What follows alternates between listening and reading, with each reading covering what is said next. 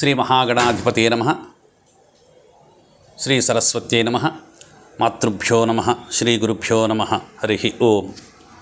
ఒకానొక సమయంలో ద్వాపర యుగములో రాక్షసులందరూ కూడా పేట్రేగిపోయి భూదేవిని ఈ యొక్క రాజ్యాన్నంతా కూడా ఖండాలుగా విభజించుకొని ఒక్కొక్కరు ఒక్కొక్క భాగాన్ని రాజుగా ప్రకటించుకుని రాజ్యపాలన చేస్తూ ఉంటే భూదేవి వాళ్ళందరి యొక్క అకృత్యాలను భరించలేకపోయింది.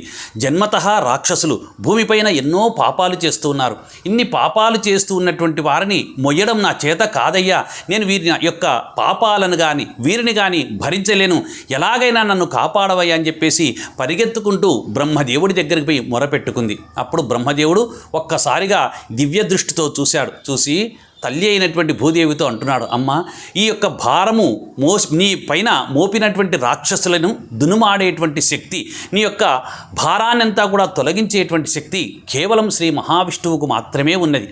ఆయన ఒక్కరే నిన్ను రక్షించగలడు. కాబట్టి పద అని చెప్పేసి ఆయననే శరణు వేడుదామని బ్రహ్మదేవుడు భూదేవిని వెంట పెట్టుకుని చక్కగా సరాసరి వైకుంఠానికి వెళ్ళాడు. ఆ వైకుంఠం దగ్గరకు వెళ్ళి ద్వారపాలకులు ఉన్నటువంటి జయ విజయులను చూచి ఆ వైకుంఠ ద్వారం యొక్క ప్రధాన ద్వారం వద్ద నిలబడి బ్రహ్మదేవుడు భగవంతుడైనటువంటి శ్రీమన్నారాయణ గురించి పురుష సూక్తాన్ని పఠన చేశాడు. ఆ తర్వాత భూదేవి కూడా భగవంతుని స్తుతి చేసింది. గురుపాఠీనమవై జలగ్రహమవై కోలంబవై శ్రీ నృకేసరివై భిక్షుడవై హయాననుడవై క్ష్మాదేవతా భర్తవై లోకముల్ పరిరక్షించిన నీకు మ్రొక్కెదను ఇలా భారంబు వారింపవే. ఓ స్వామి, నువ్వు ఒకానొక సమయంలో వరాహ రూపంలో వచ్చావు, నరసింహ రూపంలో వచ్చావు, వామన రూపంలో వచ్చావు, రాముడిగా వచ్చావు, పరశురాముడిగా వచ్చావు. ఇన్ని అవతారాలలో వచ్చి ఈ భూమి యొక్క భారాన్నంతా తొలగించినటువంటి మహానుభావ, మరి ఈరోజు ద్వాపరయుగంలో రాక్షసులు పెరిగిపోయినారయ్యా, పాపం చేసేవాళ్ళు ఎక్కువైపోయినారు. వాళ్ళ యొక్క పాప కృత్యాల వల్ల నాకు బరువైపోతూ ఉంది.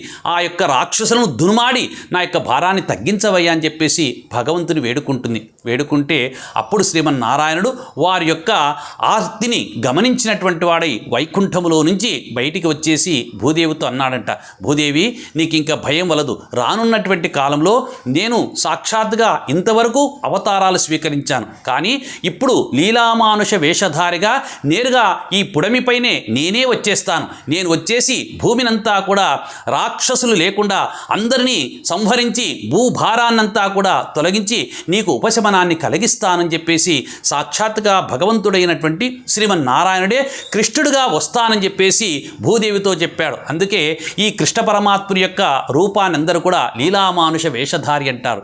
ఈ యొక్క రూపం యొక్క విశేషాన్ని ఉన్నటువంటి వారికి అందరికీ కూడా భూ సమస్యలు